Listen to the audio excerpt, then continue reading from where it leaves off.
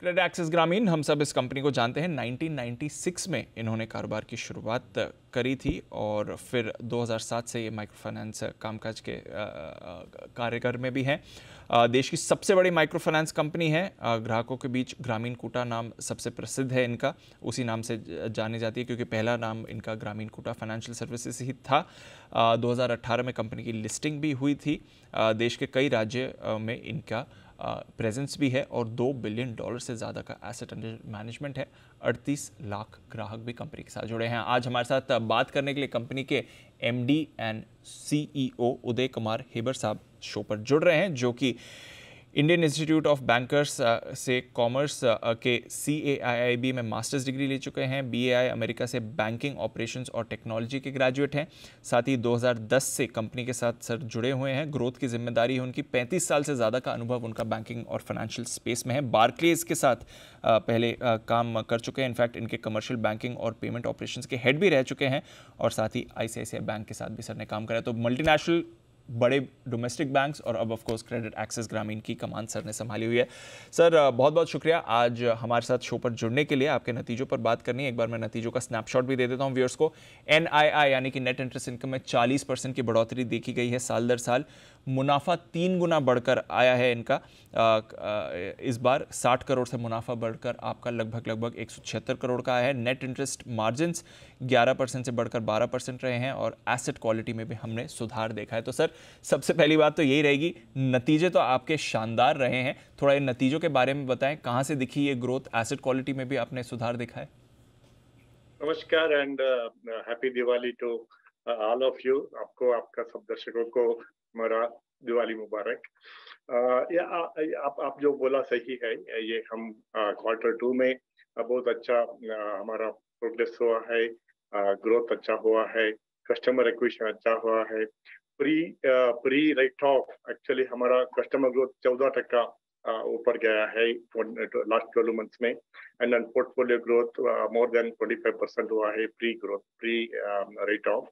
And similarly अच्छा खासा NII grow हुआ है, particularly negative carry because of the high liquidity which was there earlier, which was not there now. We are keeping optimal liquidity and a reversal of income because NPA is not there, because NPAs are come down drastically. So all these सब चीजें है ना NII में बदल गया है। इसके लिए 80 BPS NIM इंक्रीज होकर 12% हो गया है। हमारा हिसाब से ये स्टडी स्टेट NIM हम डिलीवरी कर सकते हैं फ्रॉम हियर ऑनवर्ड्स। सिमिलरली हम जो साल के लिए ऐसा गाइडेंस दिया है 24-25% asset growth, which we are quite on that right now, and हम बोला है 4% हम ROA देंगे साल। वो भी हमें Q2 में हम 4% ROA दे चुके हैं। हमारे हिसाब से वो भी दे सकता है। एंड 16-17% ROE का हम टारगेट गाइडेंस दिया है। And credit cost about 2%, which is all within that range now. So हमारा हिसाब से हम ऑन ट्रैक है हमारा गाइडेंस के ऊपर। ये सर ग्रोथ 25% की तो आपने गाइडेंस दी और कह रहे हैं ऑन ट्रैक है, बट जिस तरह के आपके नंबर्स हैं और जो आप मोमेंटम और सेंटिमेंट बता रहे हैं, क्या 25% से ज़्यादा की भी ग्रोथ आ सकती है? आ सकती है थोड़ा, बट लेकिन वो ज्यादा 2-3% आगे पीछे हो सकता है। बट सेंटिमेंट तो बहुत अच्छा है। बट ये तो अभी तो 6 महीना बचा है ये साल में, तो हम ग्रो करेंगे आगे जाके। बिकॉज ये साल में फर्स्ट 2 मंथ्स माने अप्रैल एंड मई हमारा थोड़ा स्लो हुआ है, क्योंकि RBI का नया रूल आया है। उसके ऊपर हम काम की टेक्नोलॉजी चेंज की, प्रोसेस चेंज की, ट्रेनिंग की सब लोगों को। इसके लिए 15,000 लोगों का ट्रेनिंग करना आसान का बात नहीं, बट हम अप्रैल में कर चुके हैं। इसके लिए वो 2 महीने हमारा ग्रोथ म्यूट रहा था। तो अभी definitely we can achieve our target definitely, so that is definite, but will try our best. चलिए, तो कोशिश कर सकते हैं ग्रोथ गाइडेंस से भी ज़्यादा है, बट एटलीस्ट जो 25% का ग्रोथ का टारगेट है वो तो अचीव हो ही जाएगा। उतना कॉन्फिडेंस तो मैनेजमेंट को है ही। अच्छा सर, जैसे मैं कह रहा था एसेट क्वालिटी में सुधार हुआ है, NPAs कम हुए हैं। मैं कुछ रिपोर्ट्स पढ़ रहा था, वो कह रही हैं कि एनपीएस में सुधार तो हुआ है, बट एक राइट ऑफ की वजह से भी हमने ये एनपीएस में सुधार देखा है। जरा समझाइए सर इसके बारे में, आगे भी यही ट्रेंड बरकरार रहेगा, राइट ऑफ की वजह से एनपीएस में सुधार आएगा या फिर एसेट क्वालिटी में और इंप्रूवमेंट हो सकता है? नहीं, ये राइट ऑफ जो हो रहा है ना, ये तो हम इसके लिए हम बोल रहे हैं नॉन पेइंग एनपीए इक्विवेलेंट क्या आपका आपका कलेक्शन एफिशिएंसी, क्योंकि ये लेगेसी जो है ना कोविड का, वो थोड़ा रहता है हमारे हिसाब से। एक क्वार्टर नेक्स्ट क्वार्टर के अंदर वो लेगेसी भी निकल जाएगा, उसके बाद जो है स्टडी स्टेट रहेगा। हम जो बोल रहे हैं स्टडी स्टेट में आपका 150-160 बिप्स आपका एनपीए और क्रेडिट कॉस्ट रहेगा। That means 30-40% every quarter, maybe your overall credit cost. So which will be steady status going forward. This year we talked about 2% credit cost, including the legacy cost. Therefore, first half or first 3 months you still have the legacy cost. If you see the net NPA is just 77 bips now, which means we have provided already. Even though if you write off, आपका provision जो है इसके लिए आपको cost P&L में hit नहीं आएगा। चलिए ठीक है सर, फेयर पॉइंट, अंडरस्टूड। जो आप कह रहे हैं कि ये पीएनएल में नहीं रिफ्लेक्ट हो रहा है, बट हाँ इम्प्रूवमेंट तो यहाँ पर आपको दिख ही रहा है। अच्छा, एक आपने करार किया है और इनफैक्ट इंडिया की पहली माइक्रो फाइनेंस कंपनी आपकी ऐसी बनी है जो US international development finance corporation से करीब 280 करोड़ की फंडिंग आपको मिलने वाली है। जरा इसके बारे में समझाएं सर, और इसका फिर आपकी ओवरऑल बैलेंस शीट पर भी क्या इम्पैक्ट होता है? ये हमारा जो इरादा है लायबिलिटी को बियॉन्ड बॉर्डर थोड़ा डाइवर्सिफाई करें। तो ये तो हम लास्ट 6-7 ईयर से हम काम कर रहे हैं। हमारा ऑलमोस्ट 10% बोरोइंग जो है ना वो इंटरनेशनल रही है। हम वो बढ़कर 20% तक लेके जाने का प्लान कर रहे हैं अगली 2 साल। उसका यही सबसे हम रीच आउट कर रहे हैं सब इंटरनेशनल लैंडिंग एजेंसी को।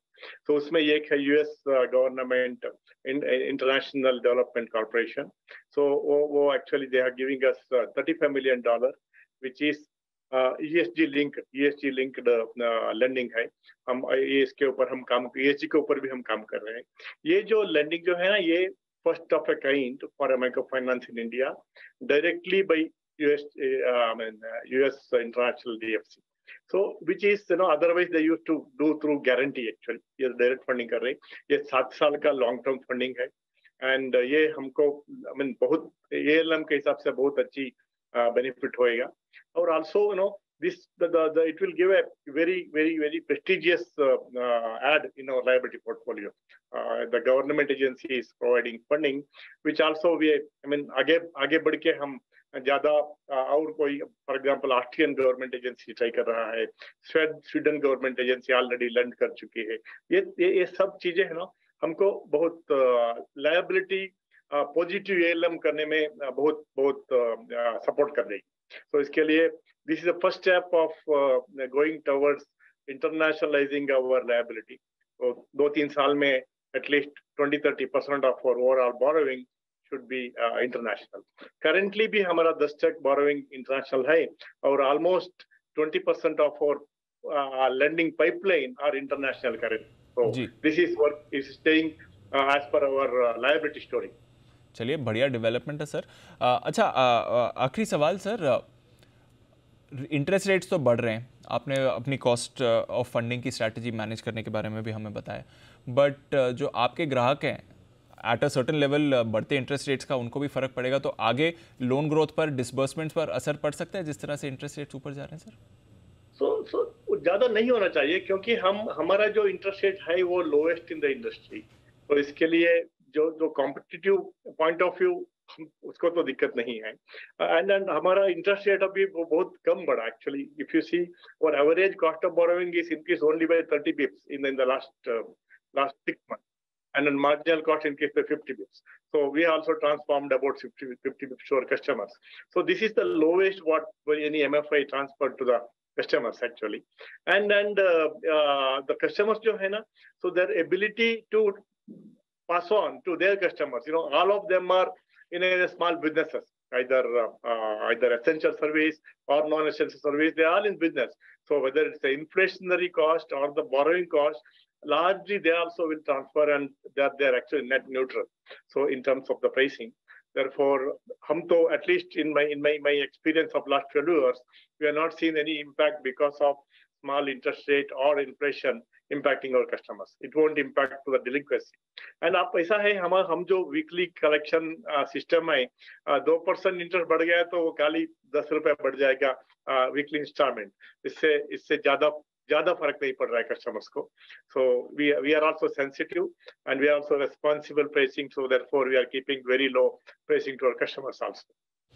चलिए सर, बहुत बहुत बढ़िया. तो इंटरेस्ट रेट्स इंडस्ट्री में लोएस्ट हैं, बट हाँ वहाँ पर एक फैक्टर है. बट जैसे कंपनी कह रही है आगे की ग्रोथ पर उन्हें पूरा भरोसा है. उदय कुमार हेबर साहब, बहुत बहुत शुक्रिया आज हमारे साथ जुड़ने के लिए. एक बार फिर से आपको और आपकी पूरी टीम को दिवाली की शुभकामनाएं और आने वाली तिमाही के लिए भी बेस्ट ऑफ लक सर. बहुत शुक्रिया. थैंक यू, धन्यवाद. Thank you very much. Thank you sir.